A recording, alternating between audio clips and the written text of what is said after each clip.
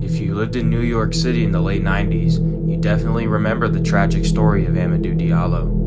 Amadou Diallo was a Guinean immigrant born on September 2, 1975. Diallo grew up in several countries in West Africa as well as Singapore and Thailand. His parents ran a business exporting gemstones from Africa to Asia.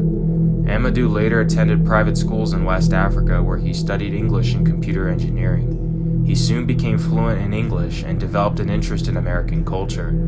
He became a fan of basketball and followed the career of Michael Jordan. In 1996, he immigrated to the United States to be with family members who had also moved to the US. He said he wanted to come to America to be his own man, to support himself, and to go to school. He filed himself under political asylum status in order to be accepted in. Diallo settled in the Bronx in New York City, where many other Guineans lived as well, and sold a variety of things to get by.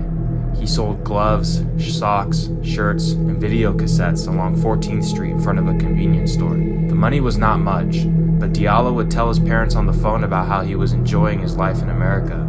Things were looking up for him.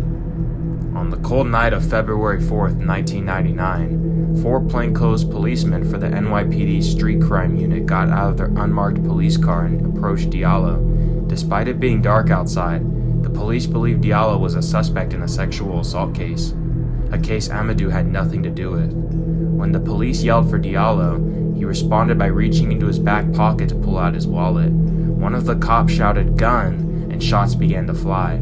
41 shots rang out, and a total of 19 hit Diallo.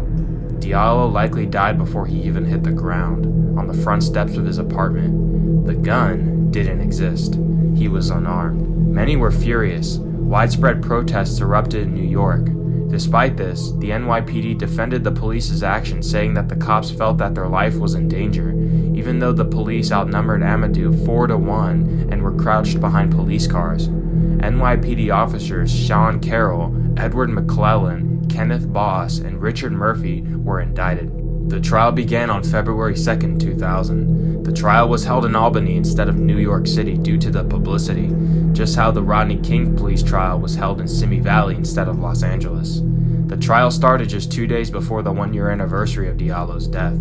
On February 25th, all 4 police officers were acquitted of all charges. Many blamed the prosecution for the acquittal, saying that Bronx District Attorney Robert T. Johnson's failure to cross-examine the police officers helped acquit them. In April 2000, Diallo's family brought a $61 million lawsuit against the city of New York and the 4 policemen. They asked for $1 million per bullet fired and $20 million for pain and suffering. The family has also set up the Amadou Diallo Foundation to raise money and establish programs in Diallo's memory. In 2002, the NYPD Street Crime Unit was ultimately disbanded due to public pressure. In March of 2004, Diallo's family ultimately settled with the city of New York for $3 million.